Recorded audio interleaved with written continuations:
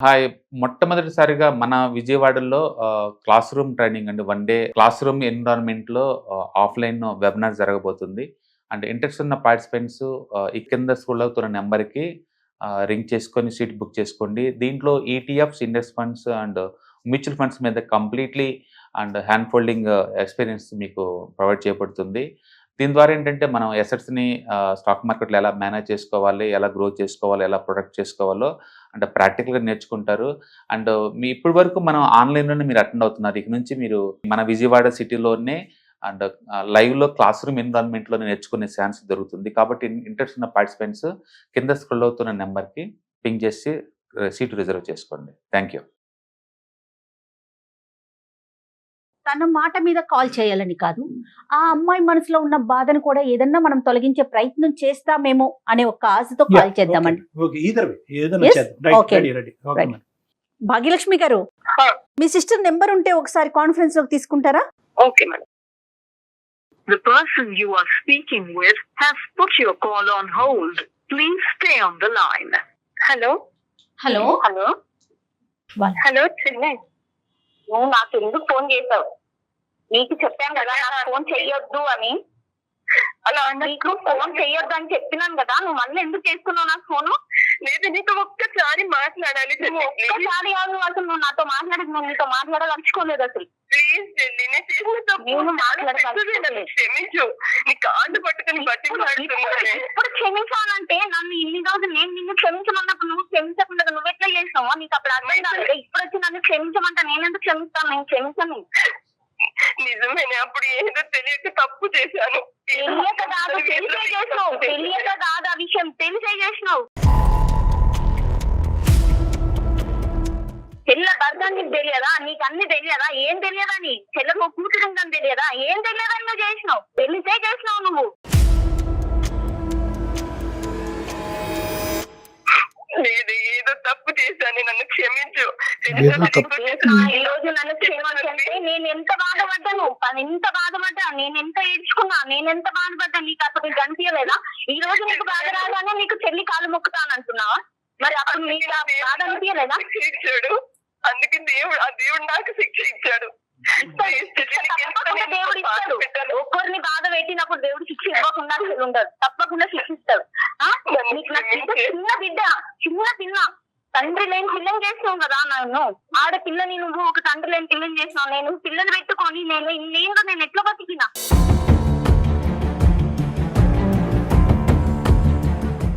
ఎవరితో ఎన్ని మాటలు పడ్డాను, ఎంత బాధపడ్డాను నేను, ఎంతగానో నేర్చుకున్నాను నేను. నా ఏడుపప్పుడు నీకు గంటిలే. ఈ రోజు నువ్వు కరిగిపోవాలా?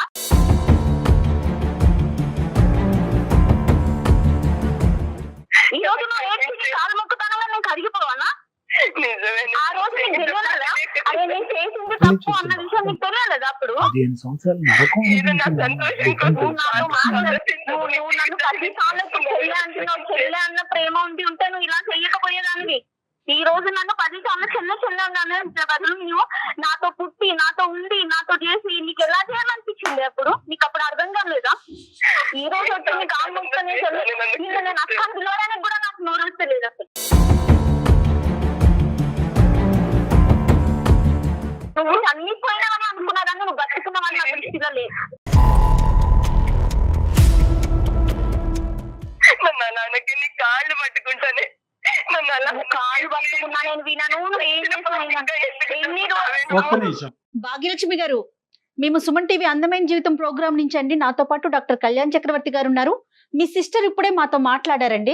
మీ అక్కగారు అనుభవించేటటువంటి బాధ బహుశా సమాజంలో చాలా మందికి ఒక పాఠం, ఒక గుణపాఠం. అంటే నేనే గర్వం, నాకు అన్నీ ఉన్నాయి అనేటటువంటిది ఆవిడ చేసినటువంటి తప్పుకి ఈరోజు ఆవిడ అనుభవిస్తుంది. ఈరోజు ఆవిడ రావటానికి కారణం కూడా బహుశా వాళ్ళిద్దరూ లేరు, భర్త లేడు, కొడుకు లేడు అనేటటువంటి ఉద్దేశంతో ఆ ఒంటరితనం నుంచి బయటపడటానికి నా అనేటటువంటి వాళ్ళు ఎక్కడ దొరుకుతారు అని వెతుక్కుంటూ ఈరోజు నాగలక్ష్మి వచ్చింది. నువ్వు తప్పు ఒక్కసారి చేయటం కాదు, తప్పు 15 సంవత్సరాల పాటు చేస్తూనే ఉన్నావు. అవతల వాళ్ళు నరకం అనిపిస్తున్నా కూడా నా స్వార్థం ఇంపార్టెంట్, నా కొడుకు, నేను తెచ్చుకున్న భర్త, ఉంచుకున్న భర్త, సారీ తప్పుగా మాట్లాడుతున్నాను, ఉంచుకున్న చెల్లెల భర్తని ఇదే జీవితం అనుకుంటూ గుడ్డిగా బతికేవు.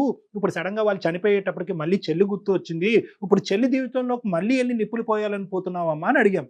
లేదు సార్ నేను ఒంటరితనంలో బతకలేకపోతున్నాను. తను నన్ను ఏం చేసినా పర్వాలేదు, తన కాళ్ళ దగ్గరైనా నేను నేను ఉంటాను అనేసి ఉంటాను అంటున్నారు. అంటే ఇప్పుడు 2 విధాలుగా చూడొచ్చు భాగ్యలక్ష్మి.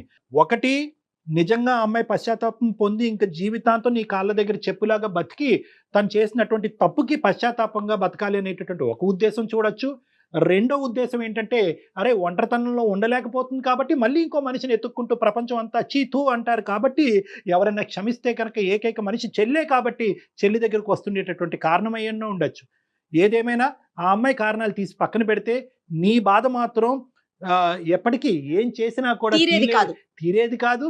మేము ఎన్ని కౌన్సిలింగ్లు చేసి ఏ విధంగా నీతో మాట్లాడినా కూడా నీ బాధని మేము తీర్చేది కాదు. కానీ డెసిషన్ పూర్తిగా మీదేనండి.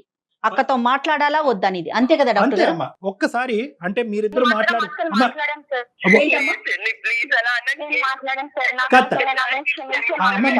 అమ్మా at the end of the day మీ చెల్లెలైనటువంటి మీ భాగ్యలక్ష్మి తనేం చెప్తుంది? ఏమనుకుంటుంది అనేటటువంటి దాన్ని బట్టి మనం ఇంకా ఆలోచించాలి. భాగ్య మీరు చెప్పండి. మేడం నేను మాత్రం తనని క్షమించను ఓకే, మేడం. నువ్వు క్షమించవమ్మా. ఒక్క పాయింట్ నాకు చెప్పమ్మా. ఒక్క నిమిషం భాగ్యలక్ష్మి, ఒక్క నిమిషం నాన్న.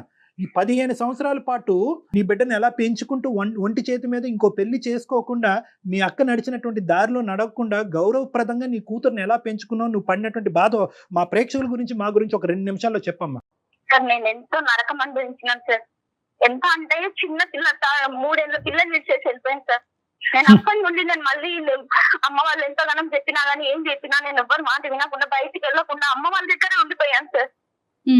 అమ్మ వాళ్ళతోనే ఉన్నాను సార్ నేను. ఎందుకంటే బయటికి వెళ్ళిపోతే నా పిల్ల కూడా ఇదైపోతాను, నేను ఇదైపోతాను, ఒంటరి వాళ్ళం అయిపోతాం, మేము మాకు ఎవరు చూడలేదని మా మమ్మీ వాళ్ళతో వాళ్ళే ఉండిపోయాం.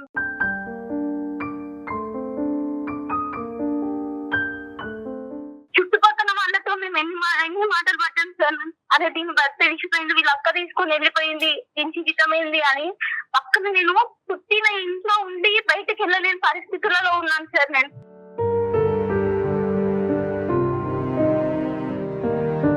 కొత్తగా ఎవరు వచ్చినా కానీ వాళ్ళు చెప్పారు మా పాప మీద భర్త విడిచేసి వెళ్ళిపోయిండు అని.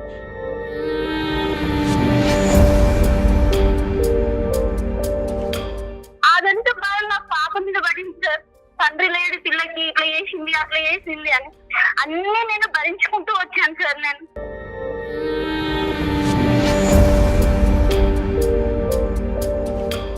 పాప ఏం చేస్తుంది? పాప ఏం చదువుతుంది?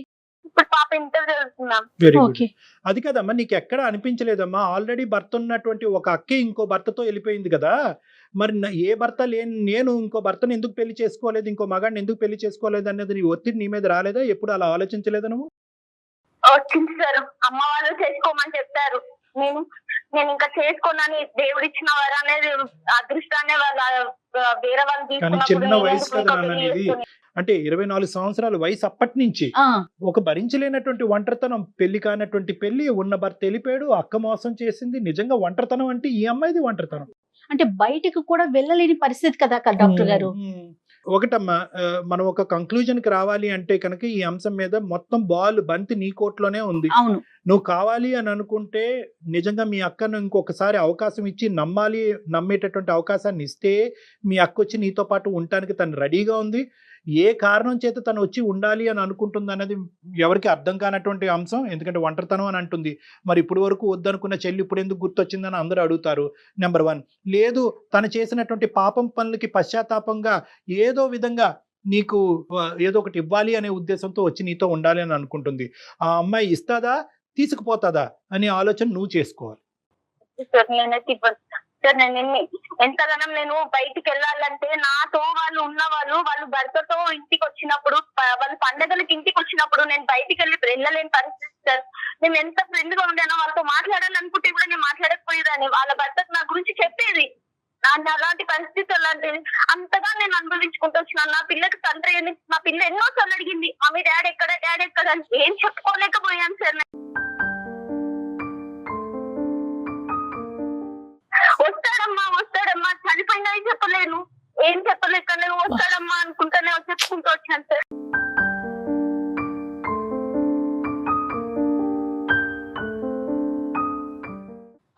నాకు మా మద్దలు ఉంది, వదిన ఉంది, వాళ్ళతో మేము ఎన్ని బాధలు పడ్డామో మాకు తెలుసు. నా బిడ్డని నన్ను ఎంత కష్టపెట్టారో వాళ్ళు. ఎందుకంటే నేను అమ్మకు కూడా చెప్పుకోలేను, ఎందుకంటే మన ఏదైనా గొడవ అయితే వాళ్ళ జీవితాలంతా నాశనం అయిపోతాయి.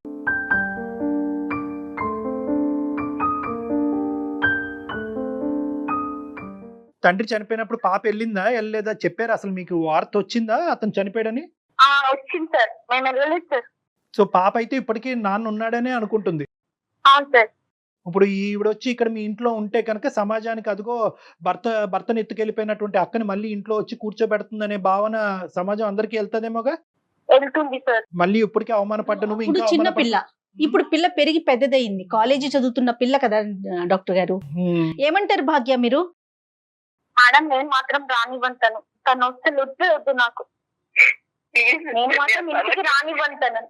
వాళ్ళిద్దరు మాట్లాడమని నేను రానివ్వంటాను. మన పాత్ర ఏం లేదు, మనం మాట్లాడిన తప్పు, మనం మాట్లాడితే తప్పు.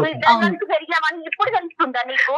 నీవు నా భర్త తీసుకుపోయినప్పుడు నీకు తెలియలేదా? మరి నా చెల్లె భర్త మేమిద్దరం కలిసి వేసినాం, నా చెల్లె భర్త నేను ఎందుకు నేను చెయ్యాలి అని చెప్పి నీకు అప్పుడు తెలియలేదా? నీకు ఇప్పుడు తెలుస్తుందా ఇద్దరం కలిసి పెరిగామని?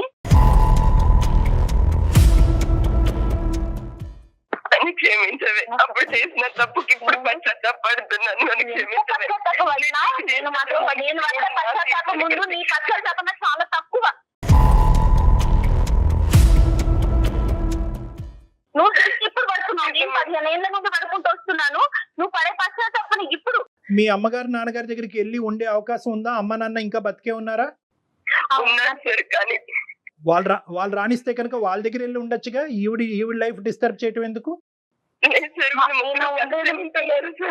ఏనా వీళ్ళు ముగ్గురు కలిసే ముగ్గురు కలిసి ఉంటున్నారు, చెల్లిను మరి వాళ్ళిద్దరు. ఈ అమ్మాయికి ఎవరు లేరు కదండి. అది ఓకే ఓకే, అర్థమైందమ్మా, అర్థమైంది. భాగ్యలక్ష్మి మీరు ఏం చెప్తారో చెప్పండి ఒక్కసారి. ఏం లేదు మేడం, తను మాత్రం మా ఇంటికి రావద్దు. మా అమ్మ నాన్న కావాలంటే తను తీసుకెళ్లి ఉంటా అంటే ఉండనివ్వండి, మా అమ్మ నాన్న తీసుకెళ్లి ఉంటా అంటే ఉండనివ్వండి, అంతేగాని తను మాత్రం మా ఇంటికి రావద్దు, తనతో పాటు నేను ఇంట్లో ఉండను. ఈ పాటికి అమ్మ నాన్నతో మాట్లాడి ఉంటావు కదా, అమ్మ నాన్న ఉద్దేశం ఏమై ఉంటుంది ఇందులో? ఒప్పుకుంటారా? అమ్మ నాన్న కూతురే కదా సార్, వాళ్ళు వెళ్తానని అంటున్నారు సార్. పోన్లే అమ్మా, ఓకే ఓకే. వాళ్ళు వెళ్తాను అంటే వాళ్ళకి ఇష్టం ఉండి అయిపోయింది కదా అంటే కూడా. నిజంగా దేవుళ్ళమ్మా మీ అమ్మ నాన్న మాత్రం. నిజంగా అంటే ఒక ఆడపిల్ల అంటే ఎంతకన్నా కన్నబిడ్డని ఏం చేసిన బిడ్డే కదా కళ్యాణ్జీ, అది అలా ఆలోచిస్తారు కదా తల్లిదండ్రులు. అమ్మ నాన్న వెళ్ళేటట్టయితే ఏమంటావు నాన్న? వెళ్ళనివ్వండి సార్, అమ్మ నాన్న వెళ్తా అంటే వెళ్ళనివ్వండి, కానీ తను మాత్రం ఇంటికి రావద్దు. ఓకే అలా నాకు నేను చేసిన ద్రోహానికి నేను నిజంగా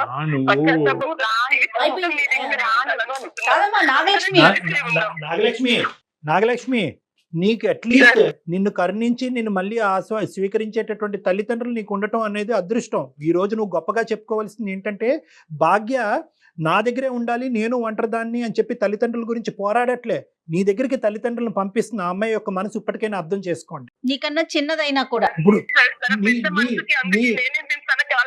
నీ ఒంటరితనం తీర్చడం గురించి నీ ఒంటరితనం తీర్చడం గురించి తన ఒంటరి అవటానికి రెడీగా ఉంది నీ చెల్లెలు. ఇంకా చాలు నువ్వు అనుకున్న దానికంటే ఎక్కువ వచ్చింది. ఇప్పుడు నేను వదలలేను సార్, ఇన్ని దెబ్బలు తగిలినాయి, ఇంత నేను ఒంటరిగా వదలలేను. అందుకే తనతో తల్లిదండ్రులతో తనతో మేమందరము సంతోషంగా ఉండాలనుకుంటున్నాము. మీరు వెళ్తే ఆ సంతోషం లేదంటున్నారండి, మీరు అర్థం చేసుకోలేకపోతున్నారు నాగలక్ష్మి. మీరు వెళ్తే ఆ సంతోషం తనకు ఉండదంటోంది, ఆ కొద్దిపాటి సంతోషం కూడా తను మిస్ అవుతోంది. మీరు ఏమనుకుంటున్నారు? ఇప్పుడు అది కాదమ్మా, నువ్వు కాళ్ళ మీద పడి బతిమాలుకుంటావు, ఆ అమ్మాయి నిన్ను క్షమిస్తుంది, కానీ ఇప్పుడు జరగబోయేటటువంటి నష్టాలు ఏంటి? సమాజంలో ఇంకా పరువు పోతుంది, పిల్ల పెద్దదవుతుంది, రకరకాల ప్రశ్నలు వస్తాయి. నాన్నేడి అని చెప్పి ఆ పిల్ల అడుగుతుంది, నాన్న బతికలేడమ్మా చచ్చిపోయాడు అనేటటువంటి వార్త ఈ రోజు కాకపోతే రేపు ఈ అమ్మాయి నోట్లోంచి కానీ నీ నోట్లోంచి కానీ వస్తుంది. ఆ అమ్మాయి చూడకుండానే నా తండ్రిని పోగొట్టుకున్నాను అని చెప్పి ఆ అమ్మాయి మనసు విరిగిపోతుంది. సమాజం ఏమొచ్చి ఇప్పటి వరకు గౌరవంగానే బతుకుతున్నావు కదా, భర్తను పట్టుకెళ్ళిపోయిన అక్కను మళ్ళీ పక్కన ఎందుకు పెట్టుకున్నావు, ఈసారి పిల్లను కూడా పట్టుకెళ్ళిపోద్దని సమాజం అంటది. సో ఇలాంటి రకరకాల ప్రశ్నలు రావటం వల్ల నువ్వు వెళ్ళి వాళ్ళని సంతోష పెట్టట్లేదమ్మా. కేవలం నువ్వు పశ్చాత్తాపం పొందుతున్నావు, నీ పశ్చాత్తాపానికి ఒక సమాధానం కావాలని అనుకుంటున్నావు కాబట్టి ఈ అమ్మాయి కాళ్ళ దగ్గర వచ్చి ఉంటున్నాను అంటున్నావు కాబట్టి.